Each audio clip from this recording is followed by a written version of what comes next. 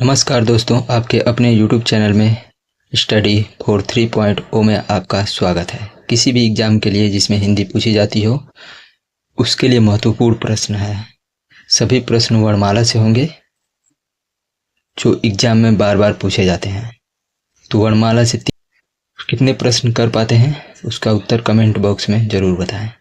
चलिए प्रश्न नंबर 19 से स्टार्ट करते हैं।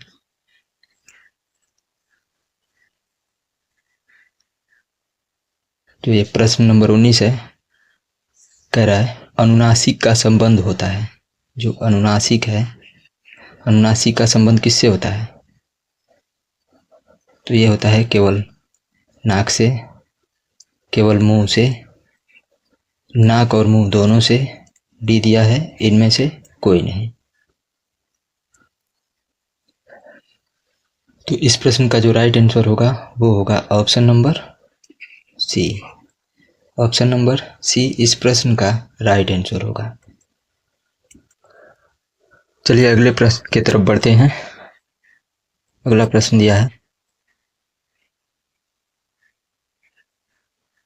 प्रश्न नंबर 20 कह रहा है ई का उच्चारण स्थान है। ई का उच्चारण स्थान है। ऑप्शन ए है कंठ, ऑप्शन बी मुर्दा, ऑप्शन सी तालु, ऑप्शन डी दंत। जो ई है इसका उच्चारण स्थान जो है वो है ऑप्शन नंबर सी। ई का उच्चारण स्थान तालु होता है। क्या होता है? ई का उच्चारण स्थान तालु। चलिए अगले प्रश्न की तरफ बढ़ते हैं। अगला प्रश्न दिया है, प्रश्न नंबर 21 कह रहा है निम्न में कौन सा घोष वर्ण है? चार ऑप्शन में से घोष वर्ण कौन सा है? ऑप्शन ए दिया है ख, ऑप्शन बी च, ऑप्शन सी प, ऑप्शन डी द। तो जो घोष वर्ण है, घोष वर्ण वो है ऑप्शन नंबर डी। जो ऑप्शन नंबर डी है वो घोष वर्ण है। अब चलिए अगले प्रश्न की तरफ बढ़ते हैं। अगला प्रश्न दिया है, प्रश्न नंबर 22 कह रहा है व्यंजन श का उच्चारण स्थान है। जो व्यंजन श है उसका उच्चारण स्थान क्या है? ऑप्शन ए दिया है तालु, ऑप्शन बी है मुर्धा, ऑप्शन सी है कंठ, ऑप्शन डी है दंत। तो जो ये स है, मूर्धन्य स, इसका उच्चारण स्थान क्या है? तो जो स का उच्चारण स्थान है ये मूर्धा होगा। क्या होगा? मूर्धा। की तरफ बढ़ते हैं। अगला प्रश्न है,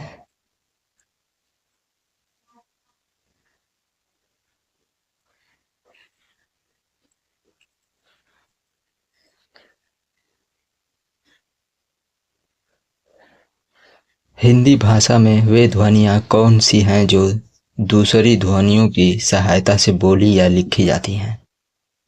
हिंदी भाषा में वे ध्वनियाँ कौन सी हैं जो दूसरी ध्वनियों की सहायता से बोली या लिखी जाती हैं? ऑप्शन ए दिया है, ऑप्शन ए है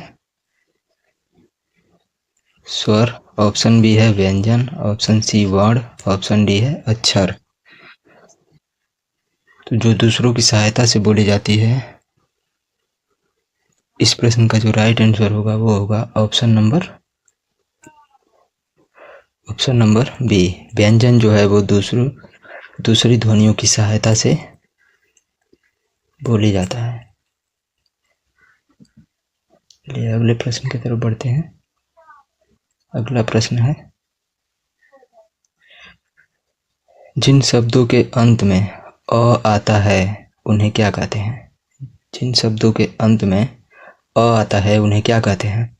ऑप्शन ए दिया है अनुस्वार, ऑप्शन बी है अयोगवा, ऑप्शन सी कालांतर, ऑप्शन डी है अंतस्थ। तो जिन शब्दों के अंत में अ आता है उनको हम क्या कहते हैं? कालांतर कहते हैं।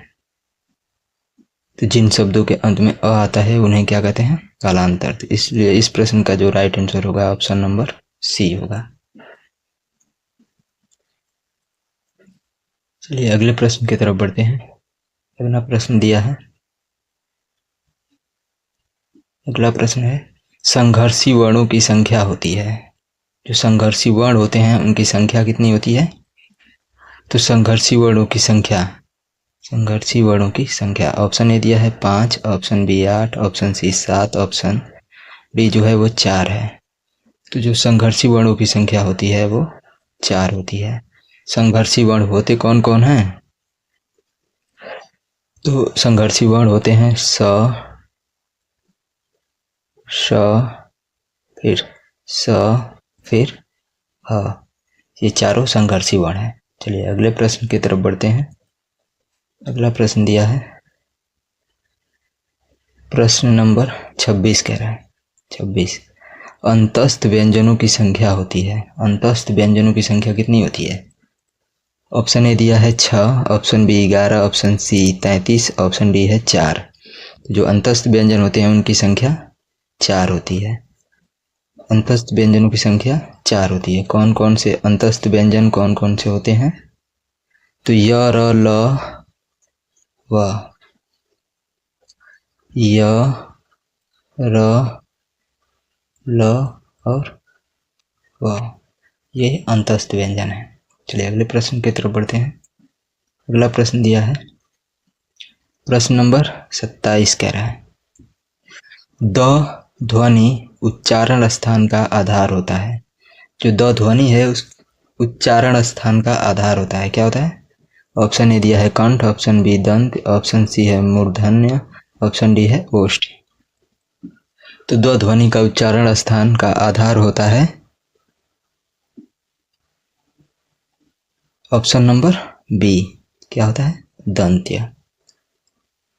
Option number B, option B इस प्रश्न का राइट आंसर होगा। चलिए अगले प्रश्न की तरफ बढ़ते हैं। अगला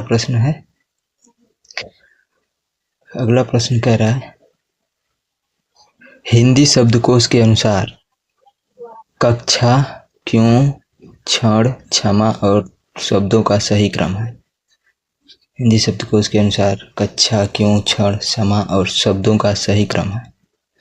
ऑप्शन ए दिया है कक्षा, क्यों, क्षण, क्षण, क्षमा। ऑप्शन बी है क्षमा, क्यों, क्षण, कक्षा। ऑप्शन सी है ये सभी, ऑप्शन डी इनमें से कोई नहीं।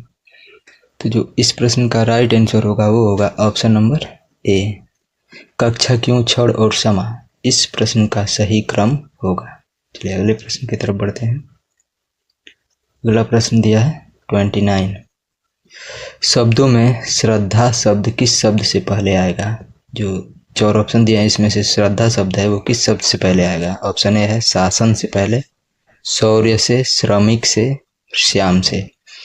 तो जो श्रद्धा शब्द है वो ऑप्शन नंबर सी इसका राइट आंसर होगा, जो श्रमिक से पहले आएगा। श्रद्धा शब्द किस से पहले आएगा? तो श्रमिक से पहले आएगा। तो इसलिए इस प्रश्न का right answer option number C होगा। अगले प्रश्न की तरफ बढ़ते हैं। अगला प्रश्न है प्रश्न नंबर 30 कह रहा है, पंचांग शब्द से उच्चारित ध्वनियों का लेखन निम्नलिखित में से किसमें है। पंचांग शब्द से उच्चारित ध्वनियों का लेखन निम्नलिखित में से किसमें है। ऑप्शन ए दिया है पंचांग, ऑप्शन बी है पंचांग, ऑप्शन सी है पंचांग, ऑप्शन डी दिया है पढ़चांड ग। तो इसलिए इस प्रश्न का जो राइट आंसर होगा ऑप्शन नंबर सी होगा। इस प्रश्न का right answer option number C. Option number जो सी है वो प्रश्न नंबर 30 का राइट आंसर होगा। पंचांड ग इस प्रश्न का राइट आंसर होगा। तो चलिए फ्रेंड, मिलते हैं अगले वीडियो में। तब तक के लिए नमस्कार। अगर वीडियो पसंद आया हो तो वीडियो को लाइक सब्सक्राइब जरूर करें। मिलते हैं अगले वीडियो में।